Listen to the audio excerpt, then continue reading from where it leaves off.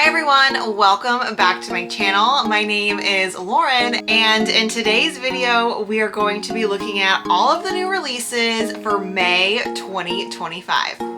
I really tried to keep the list not like small because there's so many books being released, but I didn't want to go crazy because I could probably talk about new releases, like all of the new releases, and be here for like 2 hours, and I realize that not everyone has time for all of that. So I did get the list down to 16 books. That's like the shortest short list I could create. So without further ado, let's get into the new releases for May.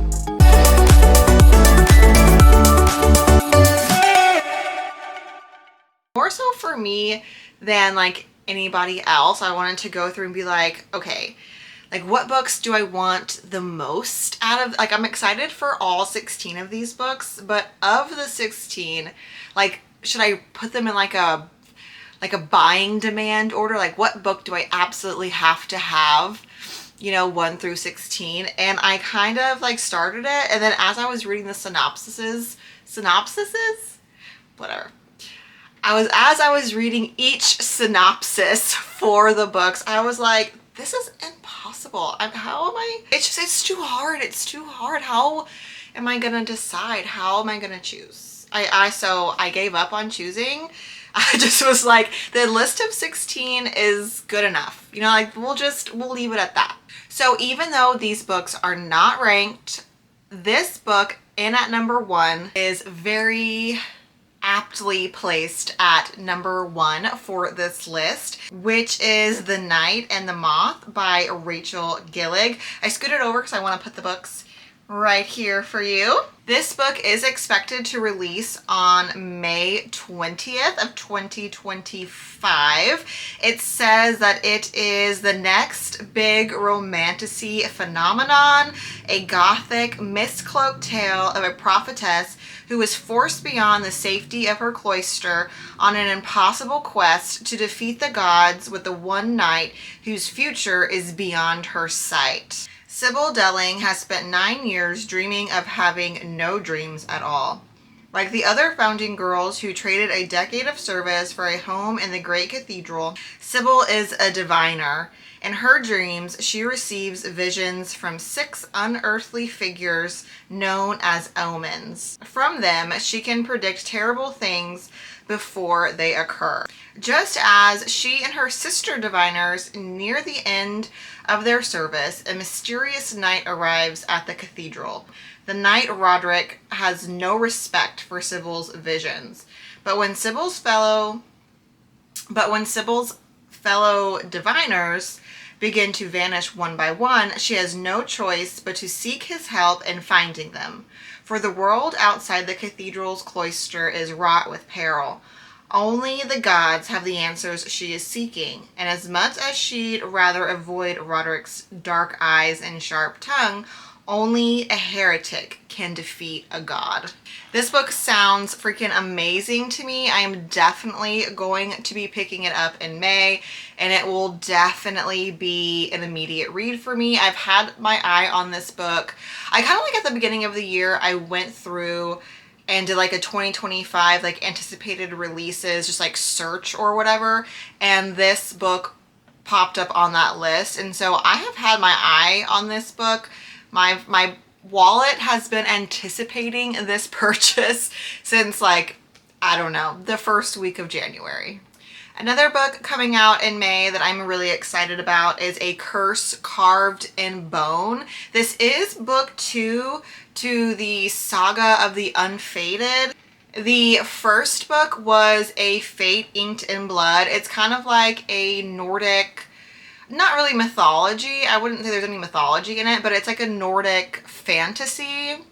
We are following our main character, Freya. It says, for book 2, it says, a shield maiden fights to break the shackles of prophecy and to overcome the betrayal of the man who broke her heart.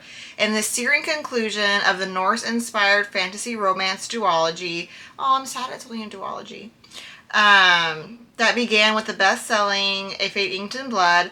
The secret of her divine heritage revealed, Freya finds herself on a path that will see thousands of lives lost to the magic in her blood.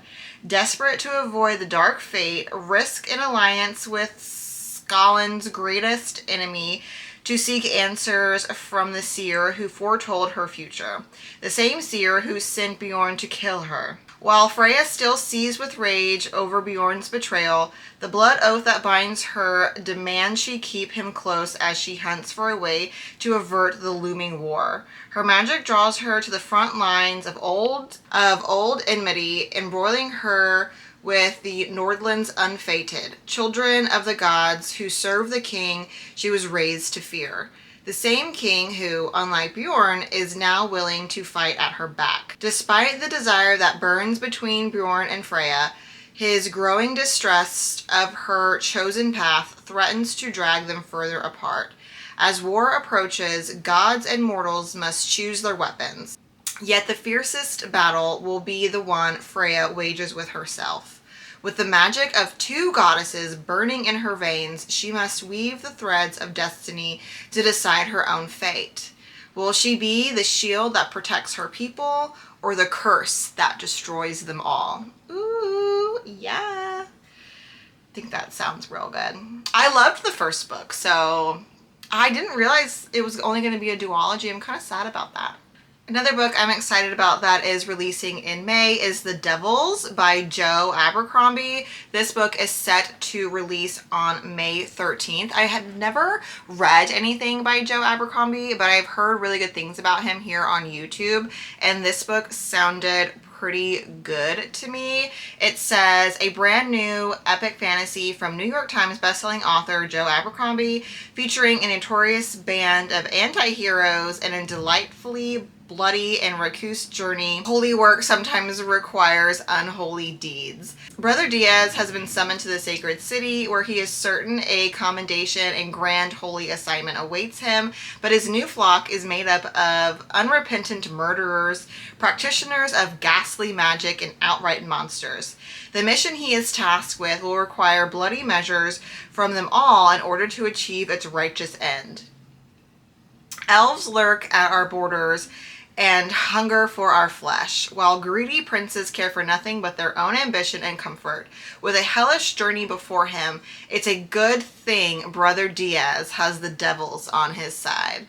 I just thought that sounded interesting. It's not something that I would, like a story or plot line that I would typically read, I don't think, but I have been wanting to read a Joe Abercrombie book, and when I saw this one pop up, like releasing in May, I was like, ooh, okay. So, yeah. Next on my list is Silver Elite by Danny Francis. This one is set to release on May 6th. It says, in the first book of a searing new dystopian trilogy, a young woman must conceal her psychic powers and her attraction to her handsome, infuriating commanding officer as she works undercover to take down a brutal government from within. The world is divided. On the continent, you're either a prime, immune to the biotoxin that nearly wiped out the Earth's population 150 years ago, or a modified, one who was enhanced by the toxin, developing powerful psychic gifts.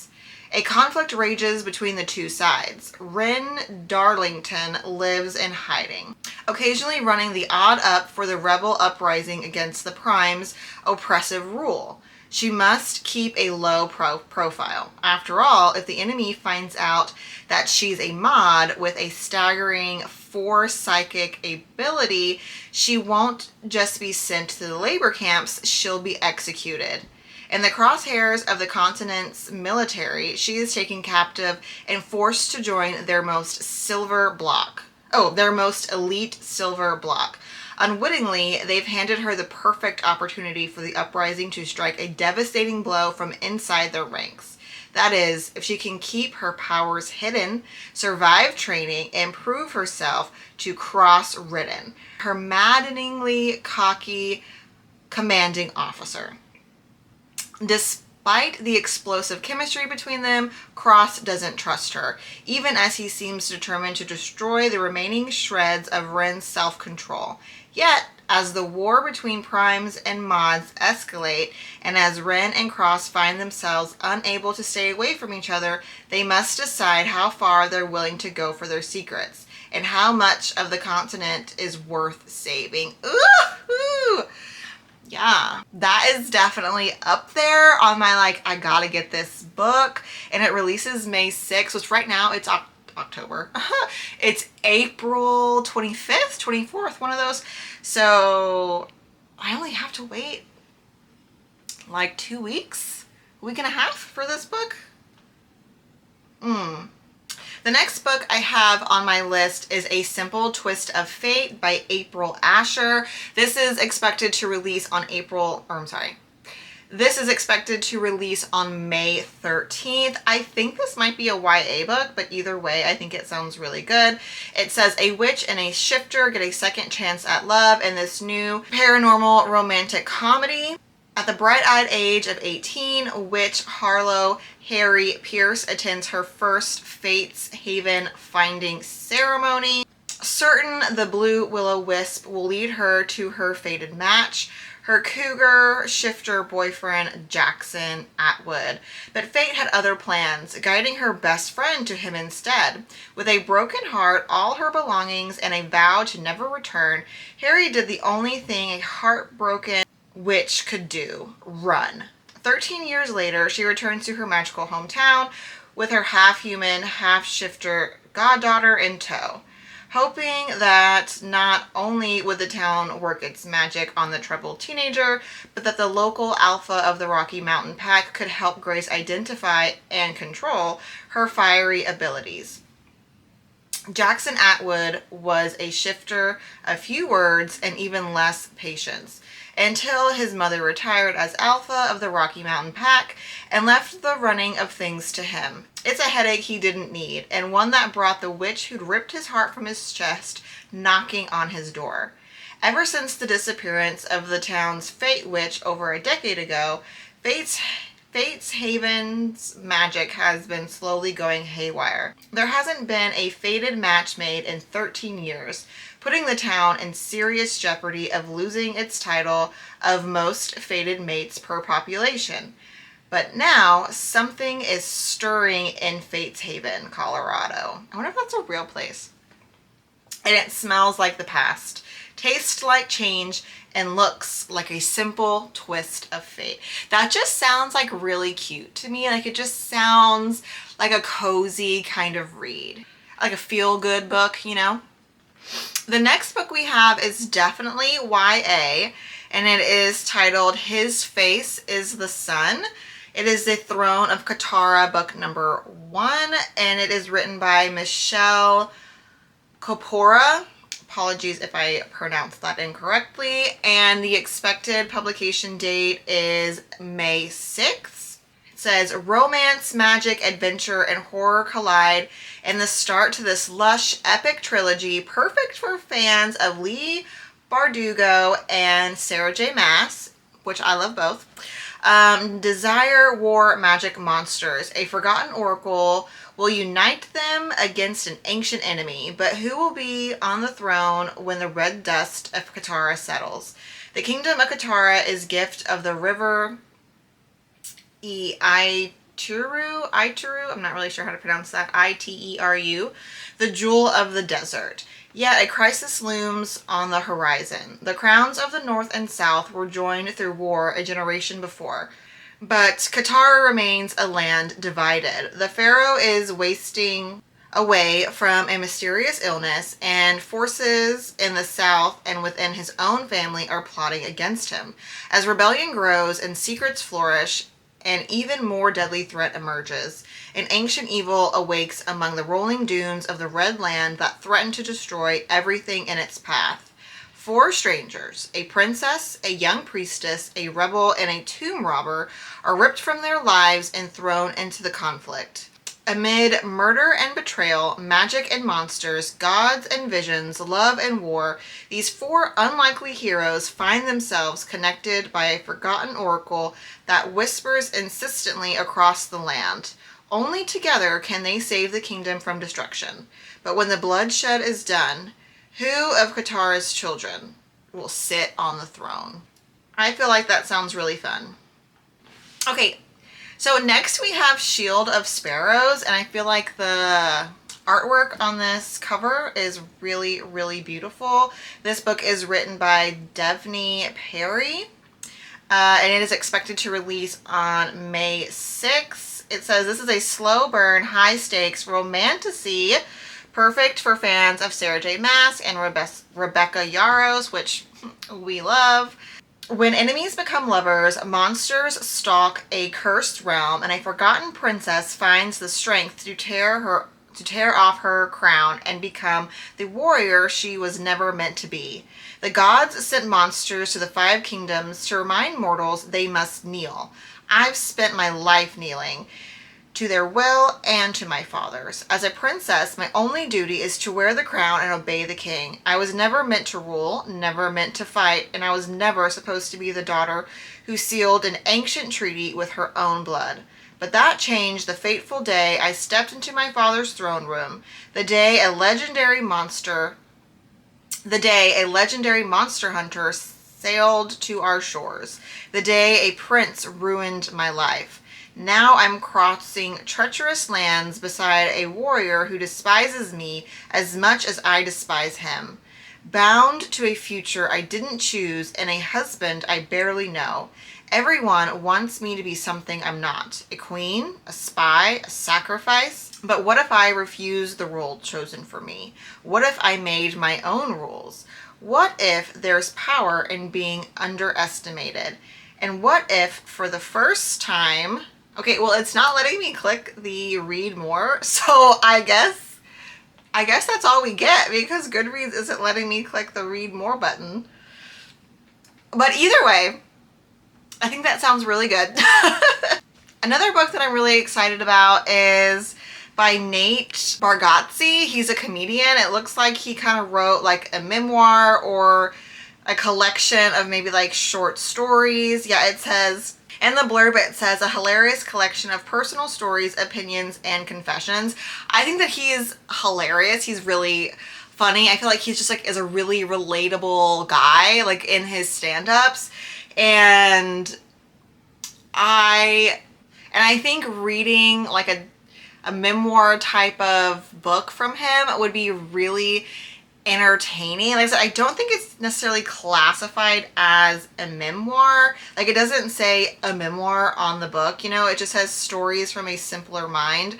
But yeah, I mean, I think that his stand-up is really funny. I feel like he's really like down to earth and just like relatable.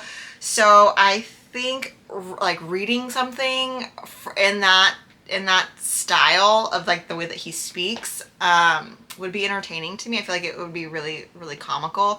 So this is definitely on my radar. It does release May 6th. I'm not sure how quickly I will pick it up, but I do foresee myself purchasing this book and just like gradually reading it, like probably not engulfing it all in one sitting, but I definitely feel like this is something...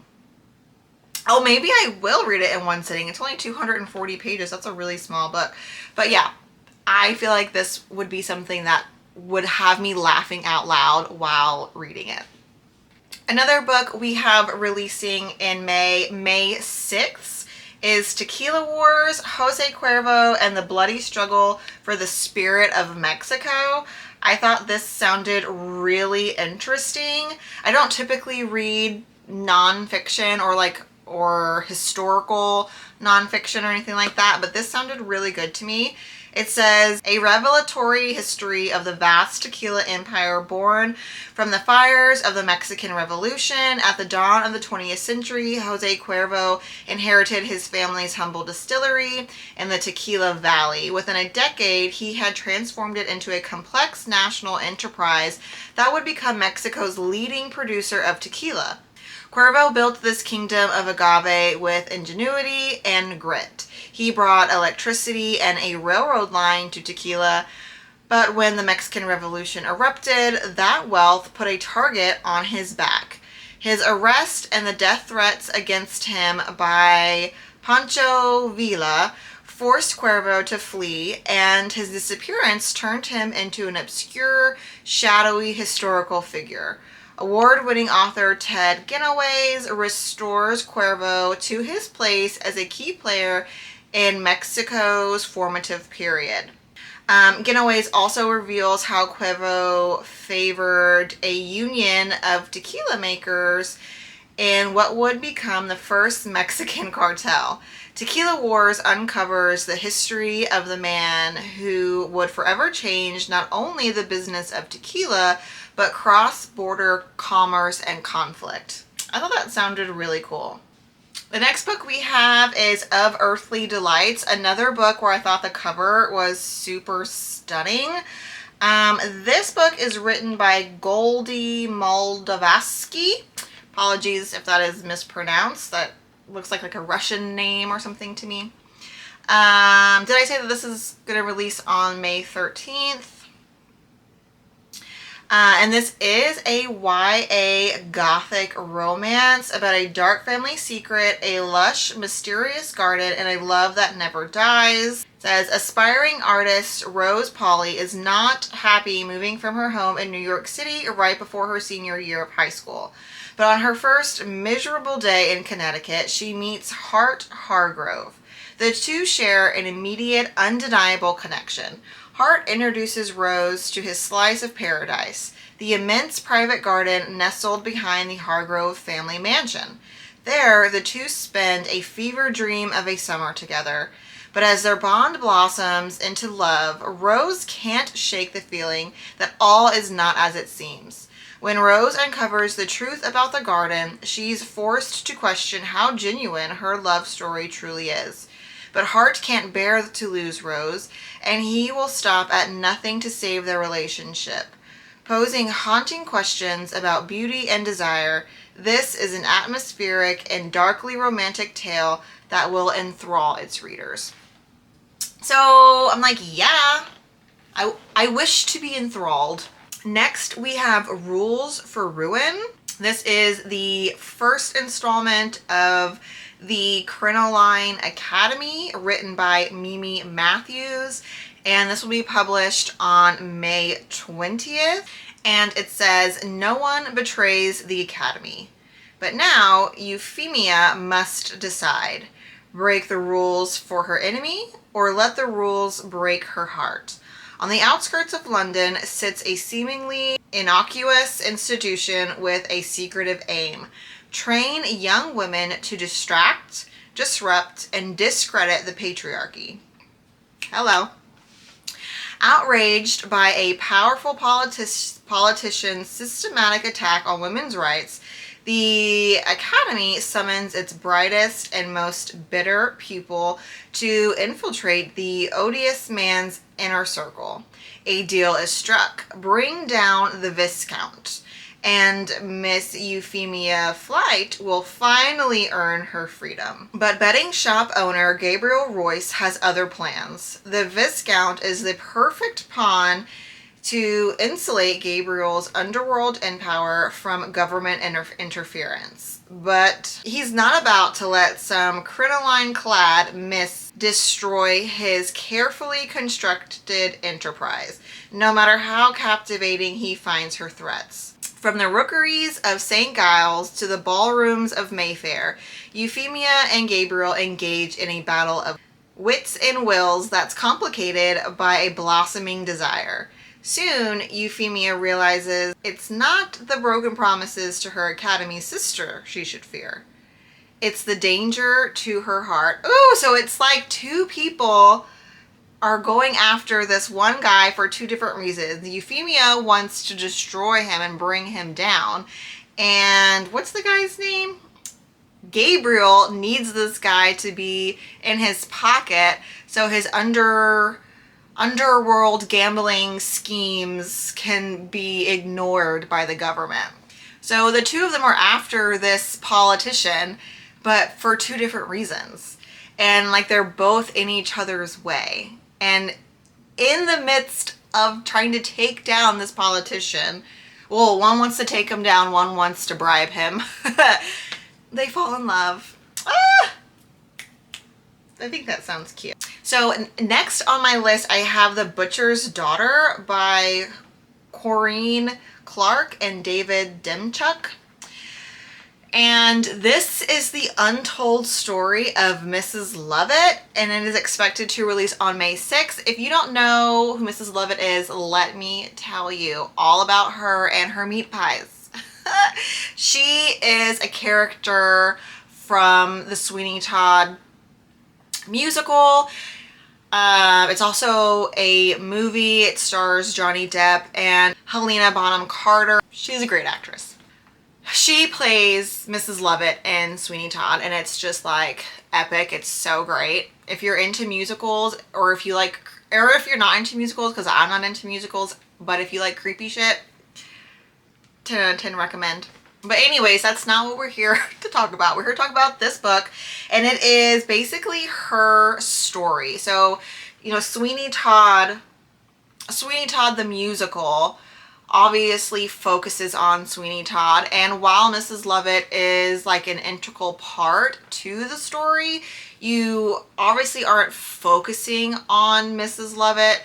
You just kind of get like her then and now. Like in Sweeney Todd, you get Sweeney Todd's backstory, you get his present, and then of course you see like not necessarily his future, but you see his story unfold in front of you. So this book to me feels like it's going to focus on her upbringing, her being the butcher's daughter, her, I guess, I don't know if we're gonna get any Sweeney Todd in here or if it's just gonna be her backstory.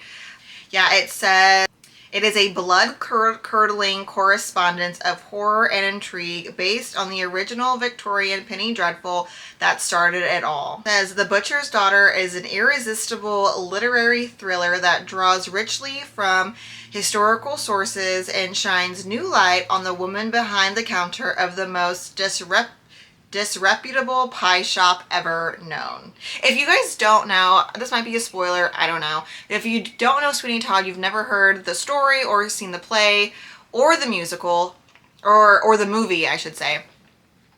Mrs. Lovett is like Sweeney Todd's sidekick. So Sweeney Todd, you know, he murders people while shaving them. It's like one of those old school like blade razors, and while people are getting shaved, he slits their throat and I guess has like this like lever on the chair, and when he kills them, he like hits the lever and they go down, I guess like into a basement type of ordeal. And Mrs. Lovett, she then cuts these men up and she bakes them into her meat pies and then sells the meat pies at this like bakery in Victorian era London. And there's like a whole song like Mrs. Lovett's Meat Pies if you are interested in listening to the song. I love the movie because I love Johnny Depp. I have seen also it like as a production, not on Broadway. I've never been to Broadway, but like just like a local Houston play. I have seen it there as well. So yeah, so I have my own, I guess like love for Sweeney Todd. So when I saw that we were getting a Mrs. Lovett like backstory book, I was like, yes, that is right up my alley. I mean, I think the cover of this book is just awesome. Like her bloody hands and like a meat pie. I just think it just speaks to like my creepy little heart. I love it. I love it. The next book on the list is a little less gruesome. It is titled A Fate Forged in Fire by Hazel McBride. It is book number 1 in Bonded to Beasts. This is expected to release on May 27th. And it says, to become the first queen in centuries, a powerfully blessed blacksmith must use her wits and fire magic to overthrow the corrupt powers ruling her kingdom, while also fighting her growing desire for one of her dragon riding adversaries in the first book of a sizzling Celtic-inspired fantasy romance duology. Once a territory built on matriarchal rule and values, Tir Tien has since grown frail from a long line of fruitless kings, the most recent of which have ruled under the influence of the True Religion, an oppressive group who have steadily poisoned the region with their anti-magic teachings. Born to rule and blessed by fire, Amira has begrudgingly lived in hiding rather than risk her life in court, waiting in anticipation for the current king's death so she can bond his dragon, claim her throne, and protect her people. But when the king dies and Amira is ready to take what is rightfully hers, her ambitious plan is foiled as she's thrust into a game of vicious politics and plots. Her biggest adversary is Prince Fiorin, a dragon rider and one of the most powerful fire wielders in the territory. Cold, arrogant, and blindly supportive of his corrupt family, he is everything Amira despises. But as chaos engulfs the court, they find themselves reluctantly entwined, forced to forge an uneasy alliance, one that quickly ignites into something more dangerous than either of them expected. Behind enemy lines and slowly falling for her so-called adversary, Amira uncovers just how far the rot of corruption has spread and what she may have to sacrifice to claim her throne. Yeah, I think that sounds really good. Sounds like something I definitely must absolutely read. The next book we have releasing in May is Beautiful Venom by Rena Kent. This is, I guess, a new world by her. She writes like the God of series. This cover, at first I was like, doesn't this book already exist? Because this cover reminds me so much of the Sophie Lark duology. It's like There Is No Devil, I think There Is No Saints, I think are the two books. It's like the snake and the flowers like threw me off. But this is not the same book, nor the same author. And this is a like hockey dark romance, it seems like. Yeah, it says a sizzling dark hockey romance set in a new glamorous secret world. In a den of vipers, revenge is the deadliest venom. They shattered my world, now I'll bring down theirs. The problem, I have virtually no way to trace the puppet master. My only lead, the Vipers, an elite college hockey team that rules the ice and the shadows beyond it. To infiltrate their secret society, I set my sights on their weakest link, Kane Davenport, the charismatic captain and the lone green flag in a nest of serpents. But too late, I realize I've enticed the most venomous snake. Kane's friendly facade hides a predator more dangerous than I imagine. A monster who lured me only to trap me in a lethal game with no escape. It says, this book marks the beginning of a new chapter in the Renaverse. No other book should be read before this.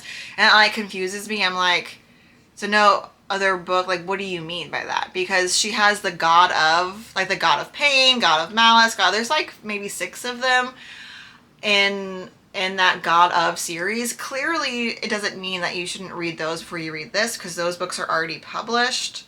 And I don't know what the hashtag Renaverse is. If you guys know what that means in the blurb, let me know. Because I don't know. It does say that this is book 1 in the Vipers, but I mean, I don't know. I don't know what that instruction is supposed to mean. But I do think that sounds good. I think that it's kind of like the whole like hockey vibe is like funny to me, but I'm from the South, so like hockey isn't something I'm used to like discussing or whatever. Like it's not a common thing here. But I feel like even if you took out hockey and like put in like football, for example, I would still think that it's funny. Like I think combining sports and like, I don't know, like mafia vibes is just, it seems like, I don't know what other word to use other than like, it's kind of funny. Like, is that a thing? Like, I don't know. But I do think aside from that little piece of the plot, I think the book sounds good. You know, I'm always here for a dark romance. I just feel like hockey gangsters just like feels comical to me, but we'll see. The next book I found, last but not least, I think earlier I said there were 16 books, there's actually only 15, whatever, is titled Heart of a Devil by Sadie Kincaid. It's, her last name's here. I assume it's Kincaid. I found this book, I just like Googled May 2025 book releases, and on one of the websites that I was perusing, this book was on its list, and all of the books had like a synopsis attached to them, which is normal, you know, but this book did not have a synopsis, and I think it's going to release on the 27th of May, but all it said was dark mafia, age gap, best friend's dad romance, and I just was like, say less. So I thought that sounded like something I want to read. It's like the best friend's dad's romance really just like set me over. I just like literally laughed out loud. I was like, oh, okay, like I'm hoping, like, but I know it says age gap, but I'm hoping that we're not like 17 in love with our best friend's dad, and our best friend's dad is doing the do with his kid's best friend, because that would kind of infuriate me. I'm hoping that these people are at least like 18, 19 years old. I still feel like that's kind of young, but at least they're technically adults, you know? But yeah, the best friend's dad romance, like that being a trope, just sent me over the edge. And so I was like, okay, I have to see. I probably, before I buy it, I will definitely try to look for a more detailed synopsis. Like, how old are we? I don't really care about like the age gap. Like if she's like 19 and he's like 45, like that doesn't really bother me. I'm just like, please don't let it be a child, you know? You know, like at least let this person be out of high school. Like, let us be a college freshman at the very least, you know? So I'll have to investigate the age gap more to see, like, will this just piss me off? You know, like, are we entering like grooming like vibes? Because if we are, like, I don't want to read it. That's just not for me. That's not what my fantasies entail. But, you know, if we are at least of a mature age, then fine, whatever. Like I'm into it. I want to see what that's about. But there's like a very fine line, very thin moral, I don't know. I just have to see. I have to see if it's something I'm actually going to read based on that. But like I said, the best friend's dad, I just was like, okay, like, okay. I haven't seen that before. So I'm intrigued. I'm concerned, but I'm also intrigued. So we'll see. Well, guys, those are the books releasing in May that I have my eye out for. I'm kind of, you know, I'm itching to purchase them. I'm itching to read them.